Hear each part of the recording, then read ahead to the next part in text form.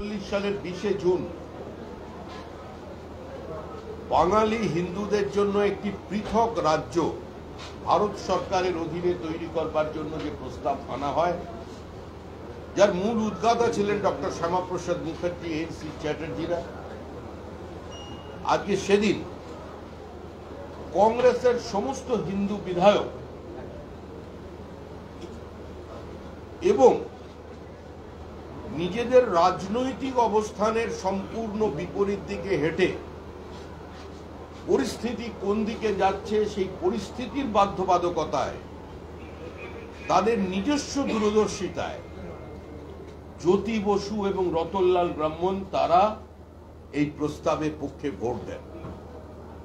1947-এর 20 June কার্যত পশ্চিমবঙ্গের জন্ম হয়েছে। আমাদের রাজ্যের মুখ্যমন্ত্রী, যিনি কংগ্রেসের গর্ভ থেকে জন্ম নিয়েছেন, তিনি এখনো পর্যন্ত কংগ্রেসের সঙ্গে তার অ্যাক্রনস্টিং কাটতে পারেন। মুখ্যমন্ত্রীর 90 দশকের জনপ্রিয়তা নিয়ে কেউ কোনোদিন কোনো প্রশ্ন তোলেন। 2011-র আগে মুখ্যমন্ত্রীর ওপরে পশ্চিমবঙ্গের মানুষ বিশ্বাস করেছিল। 3টে নির্বাচনে জেতার পরও তৃণমূল তার নামের পাশ থেকে কংগ্রেস শব্দটাকে সরিয়ে দিতে পারে। কংগ্রেসের লিগ্যাসি বহন করেছে তৃণমূল। বাংলা এবং বাঙালিকে অসম্মানিত করা, প্রতারিত করা, বাঙালি বিপ্লবীদের নাম ইতিহাসের পাঠ্যপুস্তক থেকে বাদ দেওয়ার কাজ করে গেছে কংগ্রেস, এবং তাকে সম্পূর্ণ সহযোগিতা করে সেই ধারাবাহিকতাটাকে বজায় রেখে চলেছে তৃণমূল কংগ্রেস। নেতাজি সুভাষচন্দ্র বসুকে যারা কমিটি গঠন করতে দেননি, কংগ্রেস থেকে তাড়িয়ে দিয়েছিলেন, যারা আমাদের বিপ্লবীদের মিসগাইডেড প্যাট্রিয়ট বলতেন, যারা দীর্ঘ অনশনের পরে মারা যাওয়া বাঘাযতীন, আজকে তাকে পর্যন্ত হরিদাস তাকে পর্যন্ত আজকে মালা দেওয়ার প্রয়োজন পর্যন্ত মনে করেনি কংগ্রেস। তারা আজকে বাঙালি এবং বাংলা আনার কথা বলছে। এই উগ্র বাঙালি প্রাদেশিকতার রাজনীতি বাঙালির ভবিষ্যতের কফিনের ওপরে শেষ পেরেক পোঁতা। আজকে যে মুখ্যমন্ত্রী মমতা বন্দ্যোপাধ্যায় বলছেন যে বাংলাকে গুজরাট হতে দেব না, একবার হিসাব করে দেখুন গুজরাটে কত লক্ষ বাঙালি শ্রমিক আজকে কাজ করছেন, বিভিন্ন পেশায় নিযুক্ত আছেন। প্রত্যেকটি প্রদেশকে অপমান করা, হিন্দি ভাষায় কথা বললে তাকে খৈনিখোর বলা, প্রকাশ্যে রাজনৈতিক সভা থেকে, নির্বাচনী সভা থেকে বক্তৃতা চলছে উত্তর ভারতের খৈনিক থুতুতে আমরা কলকাতার লোহায় জং পড়তে দেব না। আজকে এটা করে এরা ভারতবর্ষের আভ্যন্তরীণ যে সাম্য আছে সেটাকে ধ্বংস করার চেষ্টা করছে। আজকে বিভিন্ন জায়গার মাইগ্রেন্ট লেবাররা আমাদের কাছে ফোন করছেন, হিন্দু ফোন করছে, ভারতীয় মুসলমান ফোন করছে, যে বাংলায় কথা বললে আমাদের সন্দেহের দিক চোখে আমাদের তাকাচ্ছে। মুখ্যমন্ত্রী বলছেন বাংলা ভাষায় কথা বললে তাকে চাকরি থেকে সরিয়ে দেওয়া হচ্ছে।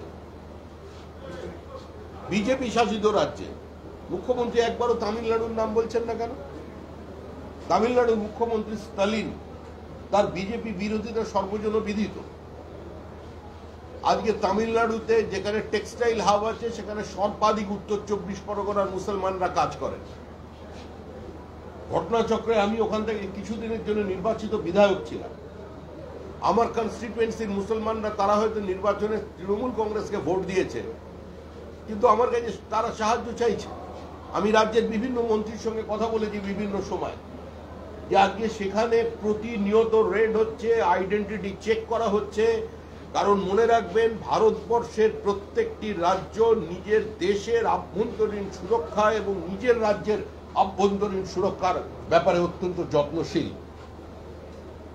পশ্চিমবঙ্গের মতো খোলা রাস্তা করে দেয়নি যে সিমির প্রতিষ্ঠাতা সভাপতিকে তৃণমূল কংগ্রেস রাজ্যসভায় পাঠিয়ে দিয়েছে। তৃণমূল কংগ্রেসের নেত্রী মুখ্যমন্ত্রী মমতা বন্দ্যোপাধ্যায় ঈদ উল ফিতরের মঞ্চে দাঁড়িয়ে বলছেন যে বিজেপির প্র্যাকটিসিং যে হিন্দু ধর্ম আছে সেটা গন্ধা ধর্ম। বলতে পারবেন অন্য কোনো জায়গায় গিয়ে? আজকে পশ্চিমবঙ্গের সমস্ত সীমান্তবর্তী জেলার ডেমোগ্রাফি বদলে গিয়েছে। বিভাজনের রাজনীতি কে তৈরি করেছে? ওবিসিদের অধিকারকে কে কেড়ে নিচ্ছেন? Islam is a religion of brotherhood, যেখানে উচ্চ নিচ নেই, যেখানে বর্ণভেদ নেই। তারা বলেন এটা সৌভ্রাতৃত্বের ধর্ম, কোনো অস্পৃশ্যতা নেই, তারা একই থালায় ভোজন করেন। আজকে সেখানে রিজার্ভেশনের প্রয়োজন কি?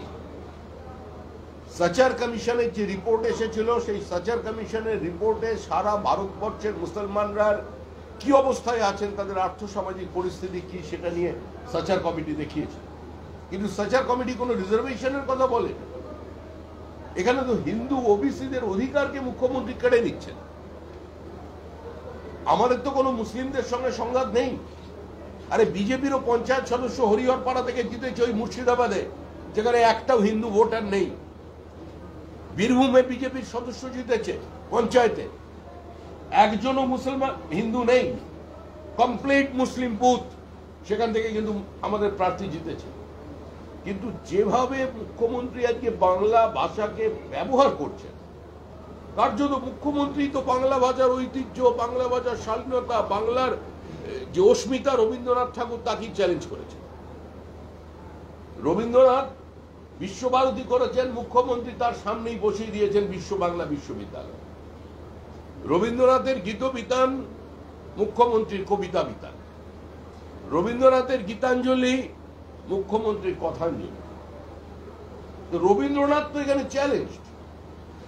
মুখ্যমন্ত্রী নিজে দাঁড়িয়ে বলেছেন গান্ধীজি এতদিন পর্যন্ত অনশন করেনি, যে অনশন আমি করলাম আজকে। বাঙালির অস্তিত্বকে, বাঙালির অস্মিতাকে বঙ্গভাগের জন্য যদি কেউ দায়ী হয়ে থাকে, সেটা হচ্ছে কংগ্রেস। 1947 সালের আগে কংগ্রেসের নেতৃবৃন্দ যদি আত্মসমর্পণ না করত, তাহলে আজকে আমাদের দেশ ভাগ হতো না। আজকে এত উদ্বাস্তু নিয়ে পশ্চিমবঙ্গকে চলতে হতো না, আমাদের একটা বড় বাংলা থাকতো। কিন্তু বাংলাকে কেন ভাগ করতে হবে? 1942 সালে গান্ধীজি তার হরিজন পত্রিকায় লিখেছেন যে আমার কোনো এমন অহিংস পথের কথা জানা নেই যাতে বিশাল সংখ্যক মুসলমানের আত্মনিয়ন্ত্রণের দাবি বা পাকিস্তান সৃষ্টির দাবি থেকে তাদের বিরত রাখা যায়, যদি না অবশিষ্ট সংখ্যাগরিষ্ঠ মানুষ তার বিরুদ্ধে রুখে না দাঁড়ায়। সিভিল ওয়ারে ভারতবর্ষে যেতে পারত, একটা গৃহযুদ্ধ হতো, কিন্তু দেশ ভাগ হতো না। এর দায়িত্ব তো কংগ্রেসের। আর সেই কংগ্রেস থেকে জন্ম নিয়েছে তৃণমূল কংগ্রেস, নামও এখনো কংগ্রেস রেখে দিয়েছে। বিভিন্ন সময় কংগ্রেসের সঙ্গে আঘাত করে, আবার কংগ্রেসের থেকে দূরে চলে। আপনারা দেখবেন যে কংগ্রেসের পাশে মুখ্যমন্ত্রী বসে আছেন, মুখ্যমন্ত্রী উঠে চলে গিয়ে একটা দিন ঘোষণা করে দিয়ে চলে গেল। বাংলা ভাষার সঙ্গে পর্যন্ত এই সরকার কাটাছেড়া করেছে। আরে কোনদিন কাজী নজরুল ইসলামকে দুব্বাদল শাম লিখতে অসুবিধা হয়নি, রাম শব্দের ব্যবহার করতে অসুবিধা হয়নি। মমতা বন্দ্যোপাধ্যায়ের অসুবিধা হয়েছে, তাই রামধনুকে রংধনু পর্যন্ত বানিয়ে দিয়েছে। এটা একটা বাঙালি বিরোধী সরকার, বাঙালি বিদ্বেষী সরকার। এই সরকারের এ ধরনের মন্তব্যের কারণে পরিযায়ী শ্রমিক যারা বিভিন্ন জায়গায় কাজ করছেন, তারা বিপদে পড়বেন। উত্তর 24 পরগনা, মুর্শিদাবাদের ভারতীয় মুসলমানরা আমাদের সঙ্গে প্রতিনিয়ত যোগাযোগ করে বলছেন, দয়া করে বাংলাদেশির এই ভোটার, বাংলাদেশিদের এই জাল পাসপোর্ট দেওয়া, এই জাল আধার কার্ড বানিয়ে দেওয়াটাকে বন্ধ করুন, না হলে কোনো বাঙালিকে কেউ ভরসা পাচ্ছে না কাজে রাখতে। প্রত্যেকের চেহারা এক, প্রত্যেকে বাংলা ভাষায় কথা বলছে। কে বাংলাদেশি আর কে ভারতীয়, কে করে চিনবে?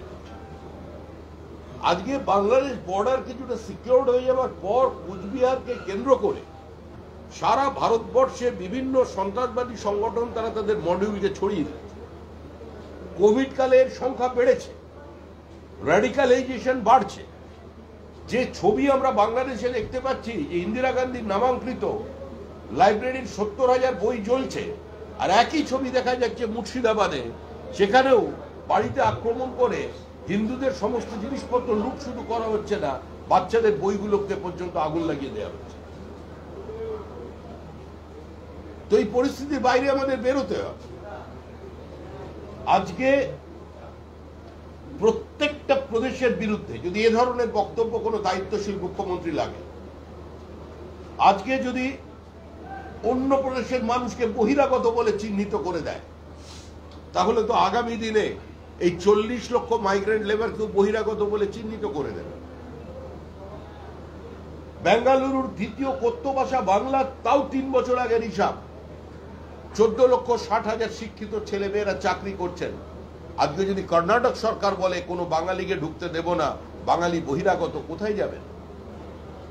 আজকে যদি হরিয়ানার সরকার দাঁড়িয়ে বলেন যে কাল থেকে গুড়গাঁও কিংবা ফরিদাবাদে আর কোনো বাঙালি লোক কাজ করবে না, ছেলে মেয়ে কাজ করবে না, আর কোনো গেস্ট হাউসে কোনো বাঙালি যদি ওয়েটারেরও কাজ করে, চা জল দেওয়ারও কাজ করে, তারা বহিরাগত, আপনি কোথায় যাবেন? এই রাজ্যে কোনো শিল্পায়ন নেই, শিল্প সম্ভাবনার সুযোগ নেই। খাদ্য উৎপাদনে রাজ্য সরকার পিছিয়ে পড়েছে। চাল উৎপাদনে আমরা 1 নম্বরে ছিলাম, এখন 3 নম্বরে। Rice ball of India Bardhaman, সেটা তার জমির ফার্টিলিটি হারিয়েছে, একর প্রতি জলের দাম কমছে।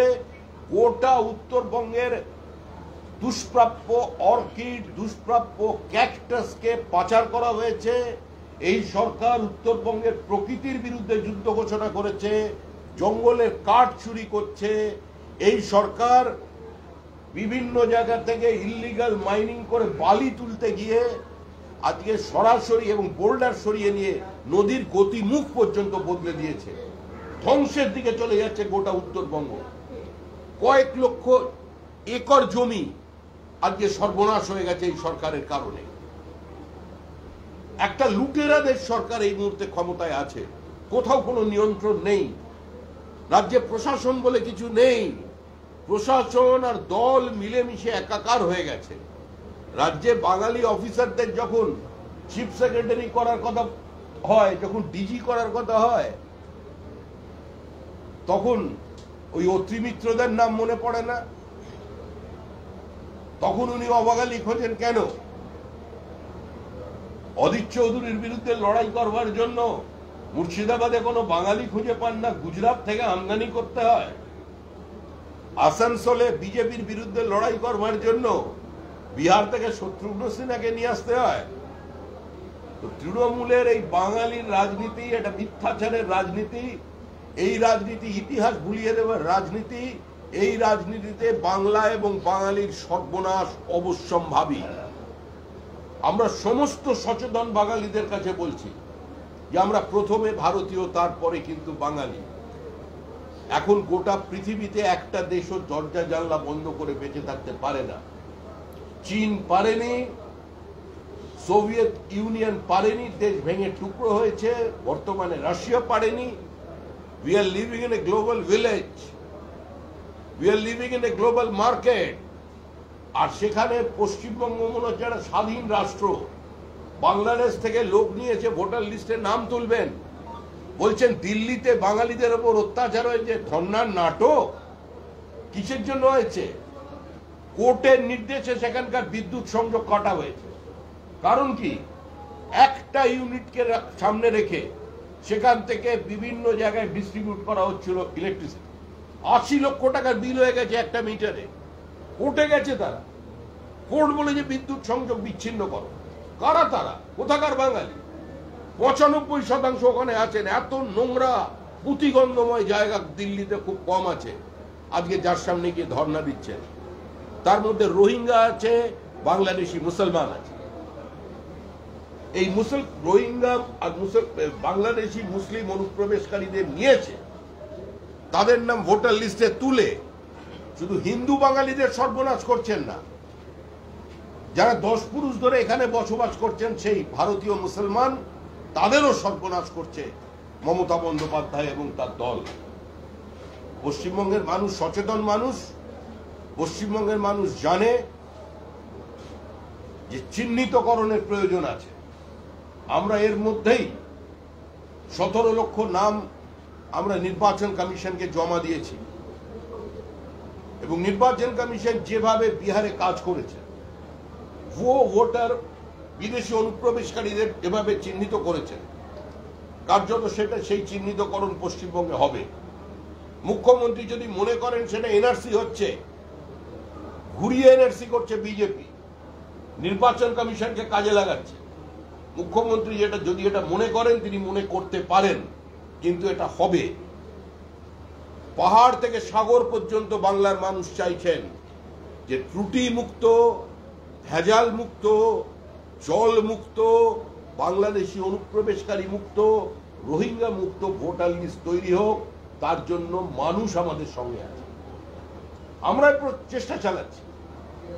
আমরা তৃণমূল কংগ্রেসের বন্ধুদের বলছি যে যারা ঘাম রক্ত দিয়ে দিদিকে একবার প্রাসঙ্গিক করবার জন্য দেওয়ালে ঘাস ফুলে গেছিলেন, যারা ক্ষমতার অমৃত রস পান করেননি, যাদের আচরণ অন্য তৃণমূলীদের মতো নয়, যারা পশ্চিমবঙ্গে গণতন্ত্র প্রতিষ্ঠা করেছিলেন, তারা এগিয়ে আসুন। তারা আসুন। যে বামপন্থীরা গরিবের লড়াইয়ের জন্য, অসংগঠিত শ্রমিকের জন্য, কৃষকের জন্য, ফসলের ন্যায্য মূল্যের জন্য আন্দোলন করতেন, যারা সরকারি কর্মচারীদের জন্য মানুষের অধিকার প্রতিষ্ঠা করবার জন্য আন্দোলন করতেন, আমরা তাদের আহ্বান জানাচ্ছি। আমরা শতাব্দী প্রাচীন পার্টি কংগ্রেস আই, যদিও এখনো তারা কিছুটা হলেও ভারতের জাতীয় কংগ্রেস অপ্রাসঙ্গিক হয়ে গেছে, আমরা তাদেরও জাতীয়তাবাদী কর্মীদের কাছে আহ্বান জানাচ্ছি যে পশ্চিমবঙ্গকে বাঁচান। কারণ আপনাদের পূর্বপুরুষ শ্যামাপ্রসাদ মুখার্জির ডাকে কোনো বিরোধিতা না করে সমস্ত জাতীয় কংগ্রেসের বিধায়করা সেদিন প্রাদেশিক আইনসভায় ভোট দিয়েছিলেন। আমরা বামপন্থীদের কাছে বলছি যে আপনাদের পার্টির সর্বোচ্চ নেতা জ্যোতি বসু, যাকে আপনাদের দলের নেতারা লিডার অফ দ্য লিডার্স বলতেন, সেই জ্যোতি বসু পশ্চিমবঙ্গ সৃষ্টির স্বার্থে হিন্দু বাঙালিদের অস্তিত্ব রক্ষার জন্য আজকে তিনি ভোট দিয়েছিলেন, রতনলাল ব্রাহ্মণকে সঙ্গে নিয়ে ভোট দিয়েছিলেন। আমরা তাদের বলছি। আমরা তৃণমূল কংগ্রেস কর্মীদের কাছে বলছি যে আপনারা একটু নিজেদের স্মৃতি রোমন্থন করুন। এই আমাদের রাজ্যের মুখ্যমন্ত্রী মমতা বন্দ্যোপাধ্যায় অনুপ্রবেশকে কেন্দ্র করে সমস্ত কাগজপত্র ডেপুটি স্পিকারের টেবিলের ওপরে ছেড়ে চোখের জল ফেলে বেরিয়ে এসেছিলেন পার্লামেন্ট থেকে। সেদিন অনুপ্রবেশ ছিল, আর আজকে অনুপ্রবেশ নেই। আপনারা এটা বিশ্বাস করেন? যদি রাজনৈতিক কর্মী হন, যদি আপনাদের উদ্দেশ্য রাজনীতি করা থাকে, বাংলাকে বাঁচানোর থাকে, শুধুমাত্র বালি তোলা বা বোল্ডার তোলা কিংবা ক্যাকটাস নিয়ে পালানোর ছাড়া যদি অন্য কোনো কাজ থাকে, তাহলে আগে নিজের দেশটাকে বাঁচান, তারপরে বালি তুলবেন।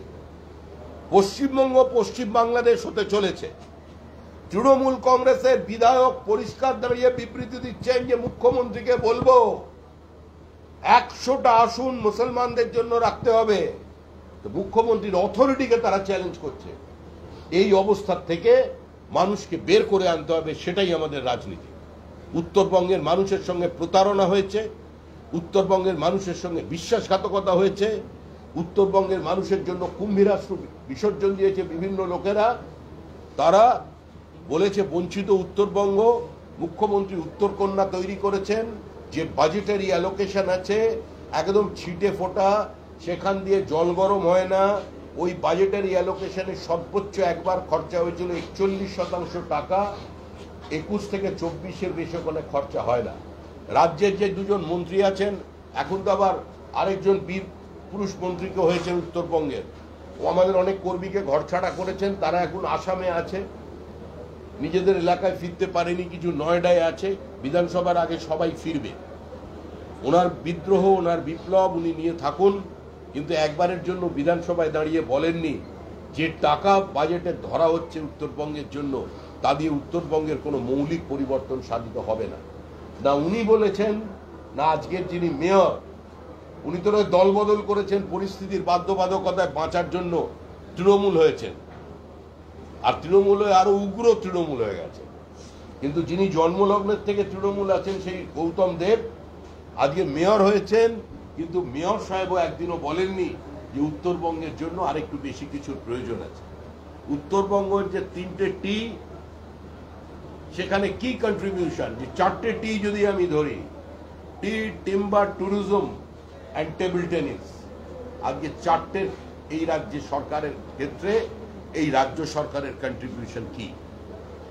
আমরা পাহাড়ের কথা বলছেন, রোজ হাওয়া তুলে দিচ্ছেন, বিজেপি রাজ্যভাগ চায়, বিজেপি গোর্খাল্যান্ড বানাতে চায়, বিজেপি উত্তরবঙ্গকে আলাদা রাজ্য করতে চায়। তাহলে আপনারা যদি সেটা চান না, তাহলে পাহাড়ের আজকেই করুণ অবস্থা কেন? উত্তরবঙ্গের বিভিন্ন জায়গায় গিয়ে গিয়ে উত্তরবঙ্গের মানুষের মধ্যে বিচ্ছিন্নতা তৈরি করার চেষ্টা, এক একটা সম্প্রদায়কে বেছে নিয়ে তাদের মাথায় একজনকে বসিয়ে আরেকটা সম্প্রদায়ের সঙ্গে আরেকটা সম্প্রদায়ের গন্ডগোল তৈরি করে দেওয়া, তো এই তো রাজনীতি এখানে চলেছে। এ তো মানে আপনাদের রাজবংশী এবং ভাটিয়ার মধ্যে বিভাজন তৈরি করার যে অবস্থান, হিন্দিভাষী বাংলাভাষীর মধ্যে যে বিভাজন তৈরি করার চেষ্টা শিলিগুড়ি জেলায়, আজকে এগুলো তো সব তৃণমূল কংগ্রেস করেছে। আমরা এর বিরুদ্ধাচারণ করতে এসেছি এবং আগামী 21শে জুলাই একটা ব্যাপক সমাবেশ আয়োজন করা হবে উত্তরকন্যার সামনে। যুব মোর্চার উদ্যোগে আমাদের নেতা, যুব মোর্চার ডাক্তার ইন্দ্রনীল খাঁ এবং আমাদের বিরোধী দলনেতা শুভেন্দু অধিকারীর নেতৃত্বে আজকে এই অভিযান চলবে। আমি এসছি উত্তরবঙ্গের সমস্ত জায়গায় দলকে অ্যাড্রেস করার জন্য, এবং 21শে জুলাই এই প্রোগ্রাম যাতে সর্বাত্মক সফল হয় তার জন্য আমি সমস্ত জায়গায় ঘুরে এসেছি। বহু মানুষ আমার সঙ্গে কথা বলেছেন, যারা ভিন্ন দলের মানুষ আছেন তারাও কথা বলেছেন, তৃণমূল কংগ্রেসের কর্মী কথা বলেছেন, তৃণমূল কংগ্রেসের নেতৃবৃন্দ কথা বলেছেন, তৃণমূল কংগ্রেসের পঞ্চায়েত সমিতির সদস্য কথা বলেছেন, প্রাক্তন বামপন্থী এলাকার নেতারা কথা বলেছেন, ব্যক্তিগতভাবে যোগাযোগ করেছেন।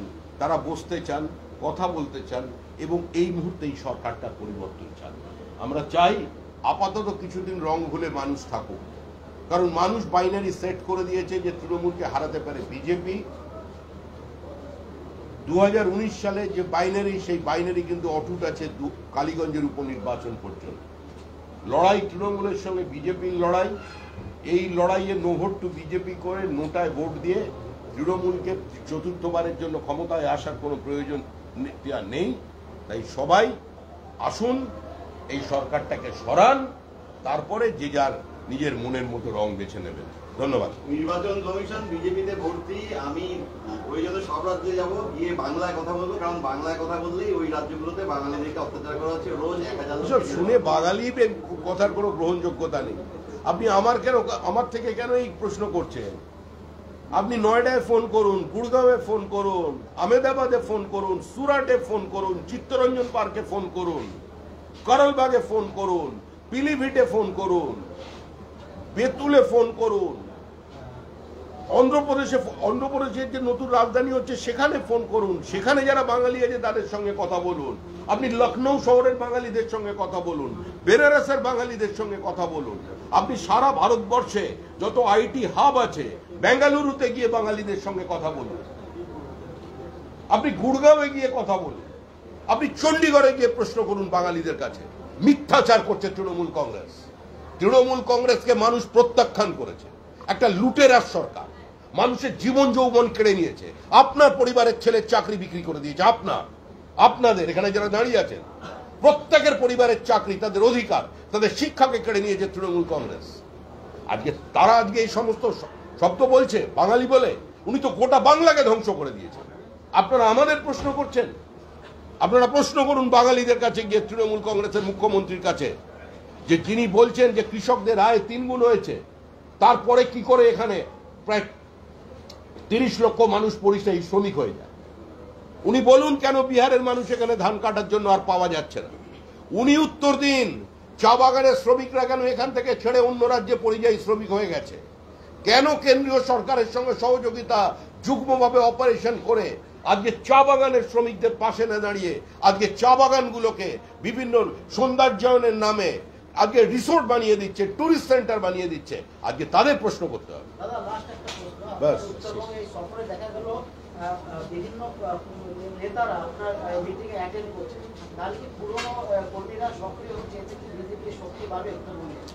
আরে যারা সবাই সক্রিয়, যিনি পুরনো তিনিও সক্রিয়, যিনি নতুন তিনিও সক্রিয়, যার হাতে বিজেপির পতাকা আছে সেই বিজেপি, আর যে একটু বেশি সক্রিয়, যাকে এলাকার মানুষ বিজেপি বলে চেনে, সেই বিজেপির নেতা। এই নির্বাচনের রাশ আমাদের হাতে নেই। বাংলার মানুষ ঠিক করেছেন তৃণমূল নামক এই অভিশাপ থেকে মুক্তি পেতে হবে। বাংলা বাঁচতে চায়, বাংলা মুক্তি চায়, বাংলা পরিত্রাণ চায়। তাই 2026-এর নির্বাচন তৃণমূলের বিসর্জন। सर क्या कहेंगे सर जो आज ममता